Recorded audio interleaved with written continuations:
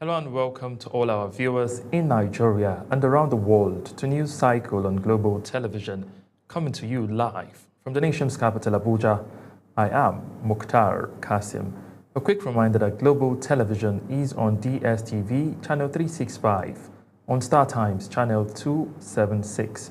We begin from the nation's capital, where President Bola Tinubu has postponed his scheduled trip to South Africa for the G20 summit as the awaits further security briefings from Vice President Kashim Shettima on the kidnapped Kebbi schoolgirls and the attack on the Christ Apostolic Church worshippers in Eruku, Kwara State. A statement by his Special Advisor on Information and Strategy, Bayo Onanuga, said Tinubu also ordered the deployment of more security personnel to Eruku and the entire Ekiti local government area of the state, and directed the police to go after the bandits who attacked the worshippers. Tinubu intends to receive first-hand reports on the situation in Kebbi, including the outcome of the meetings with local leaders before embarking on his trip. In the meantime, Vice President Kashim Shettima has arrived in Kebbi State to meet with the state government and families of schoolgirls abducted from government secondary school Maga by gunmen. The Vice President departed Abuja for Kebbi on the directive of President Bola Tinubu. He is expected to convey Tinubu's message to the people of the state, as well as receive a briefing on the situation for onward communication to the President. Chairman of the Board of Directors for the Federal Airport Authority of Nigeria, Dr. Umar Abdullahi Ganduje, has called on the security operatives at the Lagos Airport, other stakeholders, to provide the best service for travelers and ensure corruption to improve the image of the country. Ganduje stated this while fielding questions from journalists after facility tour of the Murtala Mohammed International Airport, Lagos, said there is need for major stakeholders at the airport to provide good customer service that will make the airport more functional. He called for zero tolerance of corruption at the airport so that passengers, local and international, will not have a bad image of the country, adding the security service too should be of high standard so that Nigeria will be proud of the personnel. He commended President Bola Tinubu for providing the agency the support it needed to actualize the objectives of the administration in the aviation industry. Ganduje thanked FAN specifically for upgrading the facilities at the Lagos and Abuja airport for them to meet the international standard required for their International Civil Aviation Authority certification. Now, tensions briefly flared at the House of Representatives as lawmakers clashed when and how key issues surrounding Nigeria's electoral laws should be discussed. The exchange came during plenary, raising fresh concerns about legislative coordination and attendance. National Assembly correspondent Anita Patrick reports. The usually calm plenary session took an unexpected turn when lawmaker from Anambra State, Peter Uzokwe, attempted to raise what he described as an urgent matter affecting Nigeria's electoral framework. Sit down, Honorable Ifeanyi. Sit down, please. It is so serious that it is damaging our reputation outside. And let me read it out. Honorable Ifeanyi. But before he could advance his points, Speaker Tajuddin Abbas interrupted, insisting that any discussions related to electoral reforms must wait until a special session scheduled for next week. You shouldn't be talking with anger. This is a simple issue. You should be matured enough to know that this is a serious place. Despite objections from some lawmakers who cited their constitutional right to raise matters of national concern, the Speaker maintained his position, stressing the need for order and adherence to the House procedural schedule. Shortly after order was restored, House Leader Professor Julius Ihunvere rose on a personal explanation, this time directing his concern internally.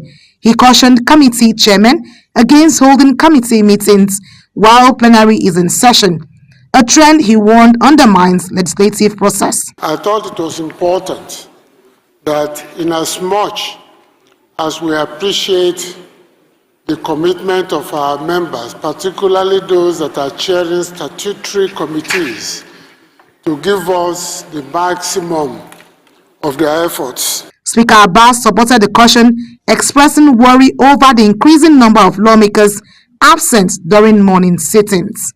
From the National Assembly, Anieti Patrick reporting for Global TV News.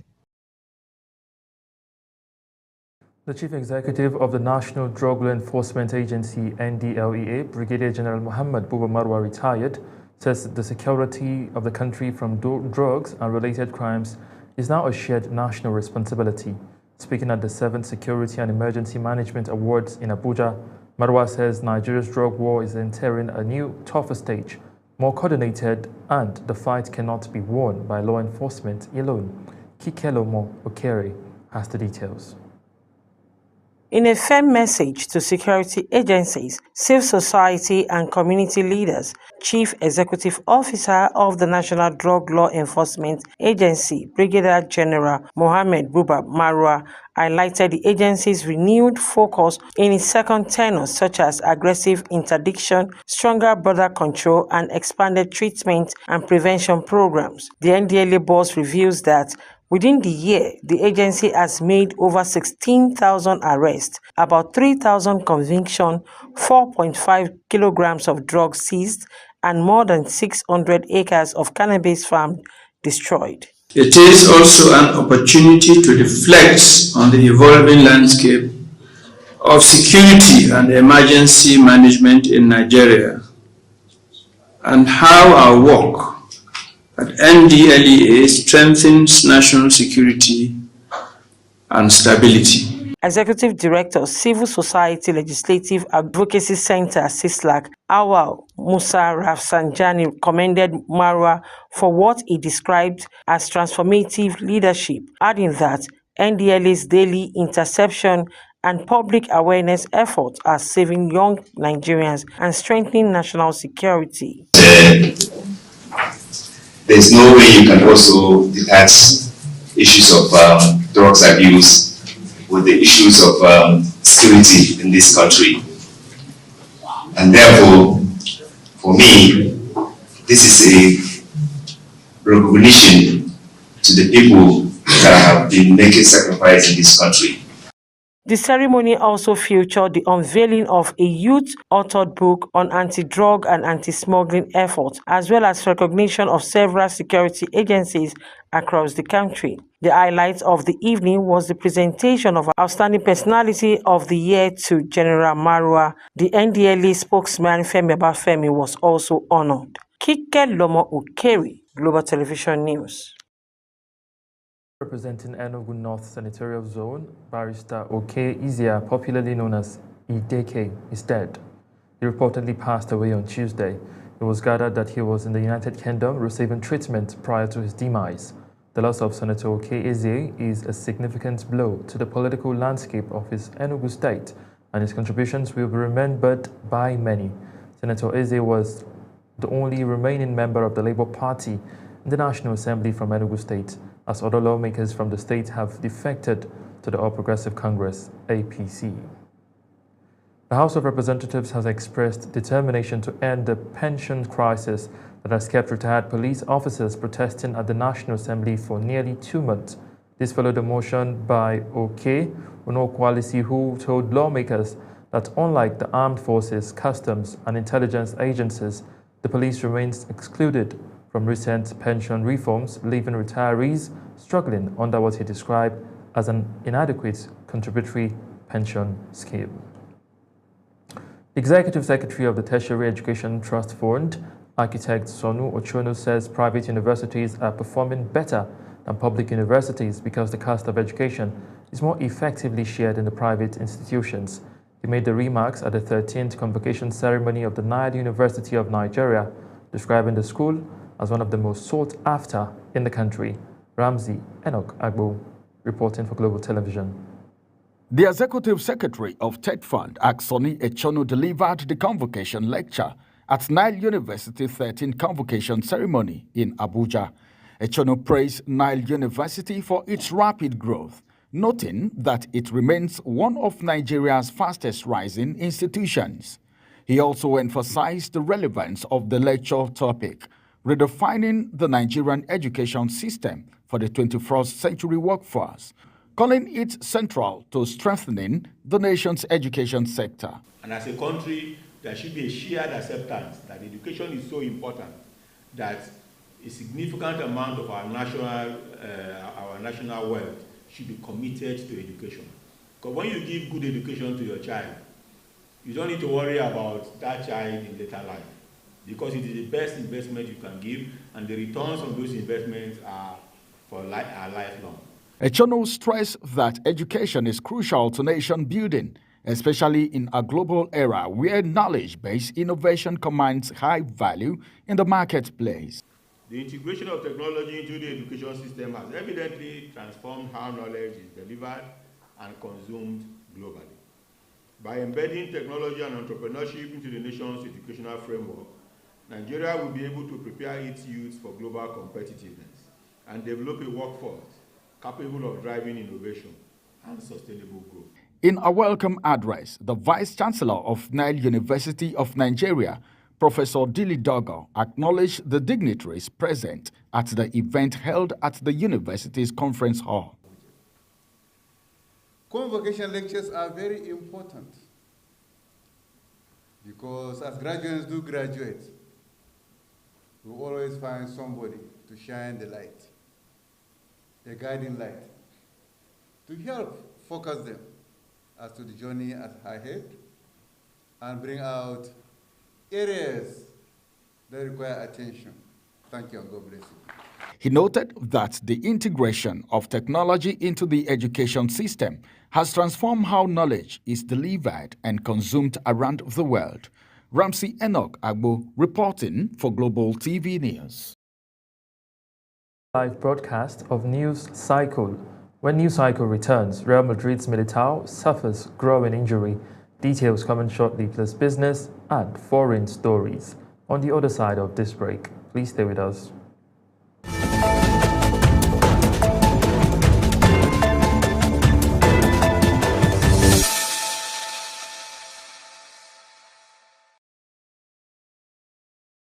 Come back from that break and now to business news, where the House of Representatives has opened a new legislative week with the key decisions affecting Nigeria's energy sector, electoral landscape and food security system, from calls for accelerated oil drilling in Nasarawa State to a fresh push to reduce the qualifying age for top political offices.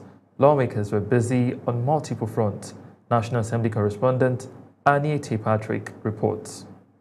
The House of Representatives has adopted a motion urging the Nigerian National Petroleum Company Limited to fast-track all drilling activities in Obi local government area of Nasarawa State. The motion was sponsored by Abubakar Dahiru, who represents Lafia Obi Federal Constituency. We are aware that the drilling the Obi oil is statutory duty of the Nigerian National Petroleum Limited, as provided in the Petroleum Industry Act, which allocates 30% of the funds for oil prospecting. In another development, a bill seeking to amend the constitution to reduce the qualifying age for election into the Senate and governorship positions passed second reading. Sponsored by Esin, Etim, and 24 others, the amendment proposes lowering the age requirements for senators from 30 to 35 years and for governors from 30 to 40 years, part of effort to make Nigeria's political space more youth inclusive. We maintain the gap between the office of the governor and senate, as it were, and that of the house at the 5 years that it has always been. Meanwhile, at the committee level, the House Committee on Nutrition and Food Security continued its investigative hearing into alleged misuse of agricultural intervention funds by MDAs and programs operating outside the Federal Ministry of Agriculture. Committee Chairman Dr. Chike Okafor stressed that nutrition and food security remain central to the administration's renewed hope agenda. Nigeria's food security is non-negotiable. As a nation blessed with arable land, water, and human capital, hunger should not be our reality. Yet, inefficiencies, corruption, and mismanagement in agricultural programs threatens this vision. The hearing was attended by representatives of the Central Bank of Nigeria and microfinance banks involved in implementing the Anchor Borrowers program. From the National Assembly, Aniete Patrick reporting for Global TV News. In business, as the prices of goods and services continue to decline across the country, Traders at the popular Singa market in Kano State are calling for government intervention to stabilize the market. They are advocating for the introduction of price control measures to protect their capital from the effects of daily price fluctuations. Global Television's Idris Jibrin visited the market and now reports. At Singa Market, located in the heart of Nigeria's commercial city of Kano, truckloads of food items arrive almost daily. The market remains one of the busiest in the region, thanks to the significant drop in the prices of goods and services. Traders attribute the price drop to recent federal government policies, which have allowed the duty-free importation of certain food items. Actually, there is the federal government policy which relieve some duty-free importation of goods and services, most especially spaghetti. And if you go to Dawanau International Grain Market, you will find out that the situation is still the same thing. While this policy has made goods more affordable for consumers, it's creating a different kind of challenge for the traders. They say the consistent fall in prices is gradually eroding their capital, making it difficult to sustain their businesses. Unlike before, small-scale retailers no longer buy in bulk, as prices continue to fluctuate almost daily. Actually, most of our clients or customers are skeptical even to buy huge stock and keep it because of that fear. If they buy after some days or after some times, the price may come down and they may lose money. So actually the market is a bit dull. So we are now making much sale, and the people are calm, and even the business people, they prepare to, keep their money and buy a little stock for them to maintain their market. However, but people are not comfortable to stock much goods in their shops, actually. To strike a balance in the economy, the traders are urging the government to implement either minimum or maximum price control mechanism. This, they say, will help protect their investments and ensure business sustainability across the country. Since there are so many regulatory agencies, those who are in charge of, the issue of pricing, the issue of, consumer protection. So I think there is need to intervene by introducing MRP, minimum retail price or maximum retail price. This will help the situation. Despite the concern raised by traders, the ongoing price reduction have brought some relief for Nigerians, effectively easing the burden of high living cost. From Kano, Idris Jibrin, Global Television News. And now to news making rounds. On the foreign scene, the United States and Saudi Arabia may be moving closer to a breakthrough on normalizing relations with Israel after President Donald Trump and Crown Prince Mohammed bin Salman hinted at progress during a talk in Washington. Our correspondent has the details. Prince said Saudi Arabia wants stronger ties across the Middle East and is open to joining the Abraham Accords, but only if a clear path to a two-state solution is secured. He described his discussion with Trump as healthy, emphasizing that Riyadh still expects movement towards a Palestinian state before finalizing any agreement. Trump also said the two leaders held good talks about potential frameworks, including both one-state and two-state solutions. Today and tomorrow we're going to announce that we are going to increase that $600 billion to almost $1 trillion of investment, real investment and real opportunity by details in many areas.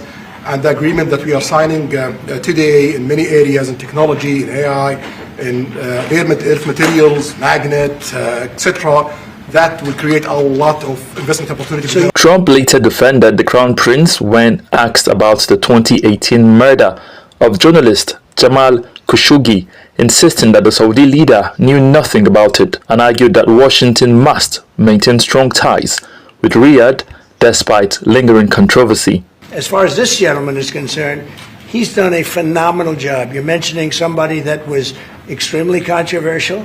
A lot of people didn't like that gentleman that you're talking about. Whether you like him or didn't like him, things happen. But he knew nothing about it, and we can leave it at that. You don't have to embarrass our guest by asking a question like that. With both leaders signaling willingness to continue negotiations, attention now shifts to whether the condition for a two-state solution and regional political realities can sustain the momentum towards a historic Saudi-Israel agreement. Mukhtar Qasim, reporting for Global Television News. And now to the world of sport, where Real Madrid's Brazilian defender Eder Militao has suffered a groin injury, the Spanish giant confirmed on Wednesday, without speaking specifically about how long he would be sidelined. Following tests carried out today by Real Madrid's medical team, Eder Militao has been diagnosed with a muscle injury to his groin, the club said in a statement. Now that's it on Global TV News Cycle. A quick reminder that Global Television is on DSTV channel 365, on StarTimes channel 276. Kindly follow us across all social media platforms now showing on your screen using our Global TV NG. I am Mukhtar Qasim, saying a very big thank you for watching.